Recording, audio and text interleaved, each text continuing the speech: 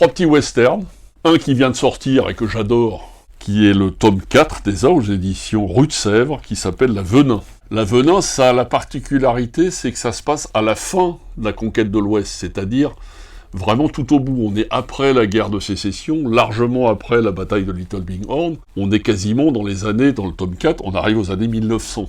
C'est-à-dire c'est la fin de l'Ouest, c'est l'industrialisation qui arrive, et c'est une héroïne qui n'est pas très recommandable, hein, qui est un peu une outlaw, pour parler américain. Hein. Le dessin, toujours pareil, un peu moins classique que ce que j'aime d'habitude, mais vraiment très très beau. Et ce qui fait du bien, c'est que c'est une héroïne au milieu de, on va dire quand même d'une ambiance un peu, pour être à la mode macho, hein. C'est le western, c'est l'Amérique profonde, et puis c'est le début du XXe siècle. Si vous voulez une comparaison qui va être quand même très forte, qui vous donnera un peu le niveau d'appréciation que j'ai de cette bande dessinée, pour moi c'est un Blueberry féminin. Ouais.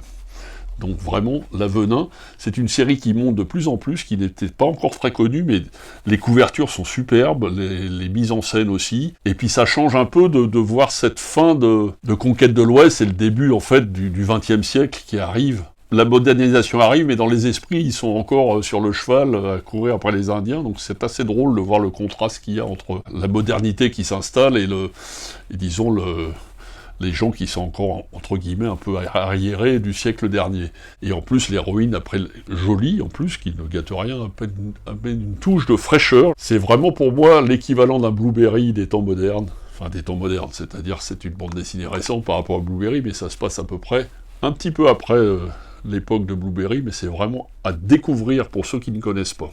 Un one-shot, comme on dit, c'est-à-dire une histoire entière qui est sortie à Noël, qui a très bien marché, mais pareil, du western. Go West. Alors, Go West, j'avais un petit doute quand on me l'a présenté. Généralement, quand on me dit c'est une histoire en 17 chapitres, dessinés à chaque fois par un dessinateur différent, j'ai toujours un petit doute parce que je me dis, ça va pas être...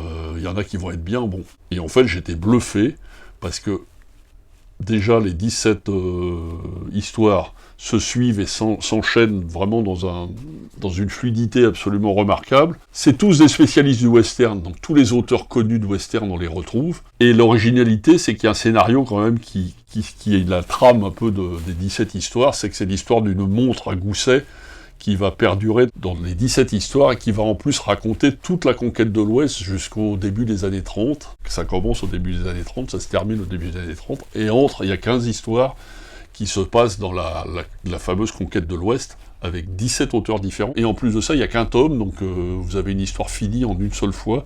Il n'y a pas à attendre pendant 2 ans la suite. Et c'était vraiment une très très belle réussite de cette année à Noël. Et pour terminer dans le western, Undertaker qu'on ne présente plus, que là, même l'éditeur dit c'est le Blueberry moderne, ce qui n'est pas tout à fait faux. Ils ont édité en collector, l'intégralité en noir et blanc, en grande page. Les pages, c'est à l'image de la page de derrière, comme ça, en noir et blanc, grand format, c'est absolument superbe. Et là, c'est l'intégralité des 6 premiers tomes, le 6e venant de sortir à Noël.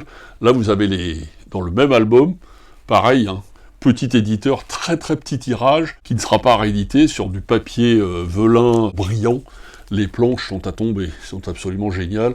Et en noir et blanc, ça devient de plus en plus la mode, mais moi j'ai toujours adoré depuis mes 10 ans, depuis Corto Maltese dans Pif, ces adaptations qui font de bandes dessinées en grand format un peu planche en noir et blanc, donnent vraiment une saveur, et puis surtout le détail et le travail du dessinateur, parce que la couleur, des fois, qui maintenant est faite plus à l'ordinateur, cache un peu le travail remarquable, surtout de ce genre de dessinateur. Et ça, je pense même que c'est peut-être déjà épuisé, mais il faut dépêchez-vous en tout cas. Undertaker, l'intégrale des 6 premiers tomes, en version noir et blanc, grand format, un chef-d'œuvre.